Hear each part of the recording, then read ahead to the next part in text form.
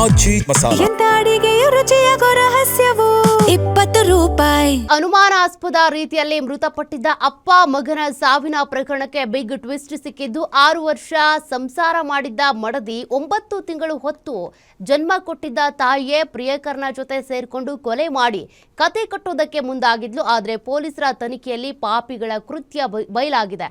ಆ ಕುರಿತ ರಿಪೋರ್ಟ್ ಇಲ್ಲಿದೆ. ಸ್ಟಾರ್ಟಿಂಗಿಂದನೂ ಹದ್ದೂರಿಗೆ ಮದುವೆ ಮಾಡಬೇಕು ಅಂದರು, ಮಾಡಿಕೊಟ್ಟೆ. ಒಡವೆಗಳೆಲ್ಲ ಕೊಟ್ಟೆ, ಒಡವೆ ಎಲ್ಲ ಕೊಟ್ಟು ಮದುವೆ ಮಾಡಿದೆ.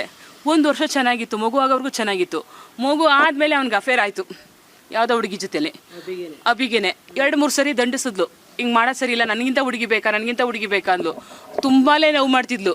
ಅದೆಲ್ಲ ಆದಮೇಲೆ ಏನು ಮಾಡಿದ್ಲು, ಅಫೇರ್ ಇತ್ತಲ್ಲ, ಅಫೇರ್ ಇದ್ದಾಗ ಏನು ಮಾಡಿದ್ಲು, ಹೇಳಿ ಸಾಕಾಯ್ತು. ಮನೆಗೆ ಒಂದು ದಿವಸ ಬಂದು ನಮ್ಮ ಮನೆಗೆ ಹಿಂಗಿದೆ ಕಣಮ್ಮ ಅಂದ್ಬಿಟ್ಟು ಅವ್ರ ಅಮ್ಮನೂ ಅವ್ರ ಅಜ್ಜಿನೂ ಕರೆಸ್ತೇನೆ ನನ್ನ ತಮ್ಮನ ಮನೆಗೆ ಕರೆಸಿ, ನಿಂಗೆಲ್ಲ ಮಾಡೋ ಸರಿ ಇಲ್ಲ, ನೀನು ಸರಿ ಇದಾಗ ಮಾಡಿದ್ವು, ತಪ್ಪಾಯ್ತು ಅಂತ ಕಾಲಿಡ್ಕಂಡ. ಇಲ್ಲ ಅರಣಿ ಮಾಡಿದ್ಲು, ಎದೊಳ್ತಾ ಇಲ್ಲ, ಯಾಕೋ ಇಬ್ರು ಎದೊಳ್ತಿಲ್ಲ, ಪಾಪು ಮೇಲೆ ಅಭಿ ಮಲ್ಬಿಟ್ಟವ್ರು, ಎದೊಳ್ತಾ ಇಲ್ಲ, ಬೇಗ ಬಾ ಅಂತ ಹತ್ಕೊಂಡು ಫೋನ್ ಮಾಡಿದ್ಲು. ಏನಾಯ್ತೋ ಗೊತ್ತಿಲ್ಲ, ಬೇಗ ಓಡ್ಬಾ ಅಂತ. ಏನಾಯ್ತು ಗೊತ್ತಿಲ್ಲ, ಎಂಕ್ವೈರಿ ಮಾಡ್ರಿ, ರಿಪೋರ್ಟು FSC ರಿಪೋರ್ಟ್ ಬರಲಿ, ಅವರು ಗೊತ್ತಾಗುತ್ತೆ ಅವ್ರಿಗೇನೆ.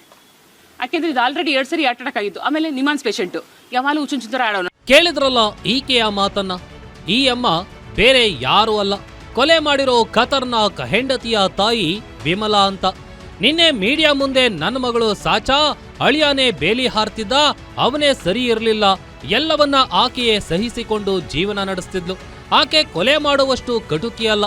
FSL ರಿಪೋರ್ಟ್ ಬರಲಿ, ಸತ್ಯ ಗೊತ್ತಾಗುತ್ತೆ ಅಂತ ನೆರೆದಿದ್ದ ಜನರಿಗೆಲ್ಲ ನಂಬಿಸಿದ್ಲು.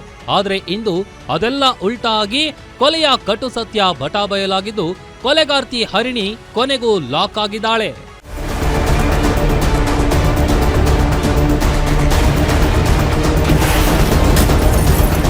ಡೌ ಜೊತೆ ಸೇರಿ ಗಂಡ ಮಗನನ್ನು ಕೊಲೆ ಮಾಡಿದ್ದೇ ಹೆಂಡತಿ. 3 ಬಿಟ್ಟ ಮಗಳ ಕೃತ್ಯಕ್ಕೆ ಆಕೆಯ ಅಮ್ಮನೇ ಸಾಥ್.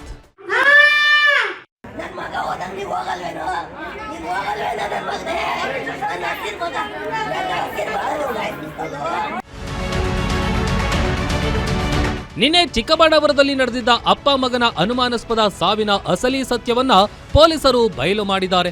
ಹೆಂಡತಿ ಹರಿಣಿಯೇ ತಮ್ಮ ಬಾಯ್ ಫ್ರೆಂಡ್ ಜೊತೆ ಸೇರಿ ಗಂಡ ಹಾಗೂ ಮಗನನ್ನ ಕೊಲೆ ಮಾಡಿದ್ದಾಳೆ ಅನ್ನೋದು ತಿಳಿದು ಬಂದಿದೆ. ಅದು ತನ್ನ ಲವರ್ ಜೊತೆ ಸೇರಿ. ಹರಿಣಿಗೆ 2024ರಲ್ಲಿ ಸ್ನ್ಯಾಪ್ಚಾಟ್ ಮೂಲಕ ಕನಕಪುರದ ಈ ವಿನಯ್ ಎಂಬಾತ ಪರಿಚಯ ಆಗಿದ್ದ.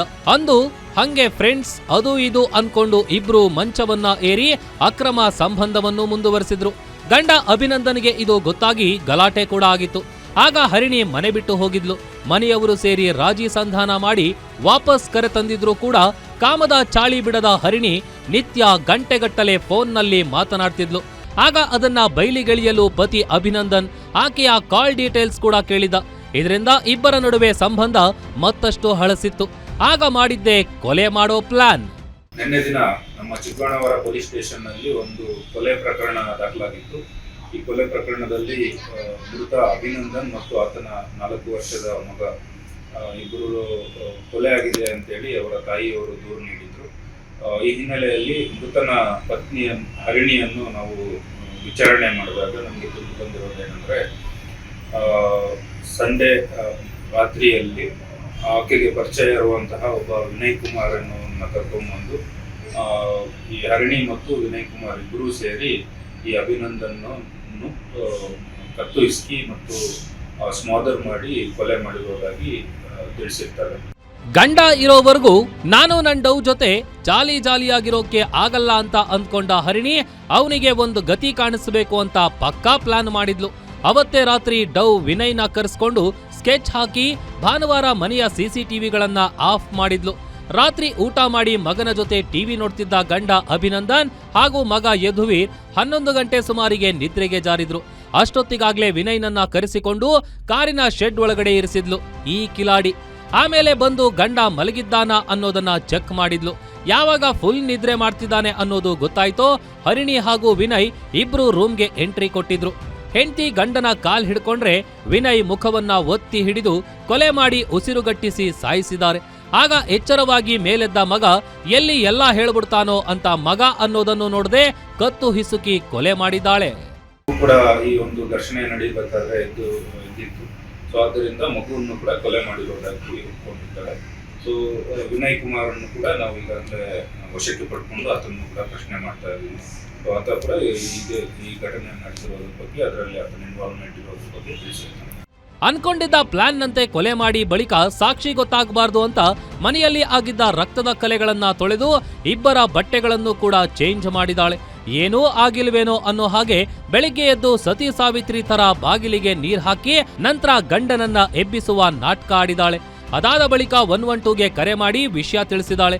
ಸ್ಥಳಕ್ಕೆ ಬಂದ ಪೊಲೀಸರು ಪರಿಶೀಲನೆ ಮಾಡಿ ಕೊಲೆ ಪ್ರಕರಣ ದಾಖಲಿಸಿಕೊಂಡು ವಿಚಾರಣೆ ನಡೆಸಿದಾಗ ನಾನು ಏನೂ ಮಾಡಿಯೇ ಇಲ್ಲ ಅಂತ ಸಬೂಬು ಹೇಳಿದಾಳೆ.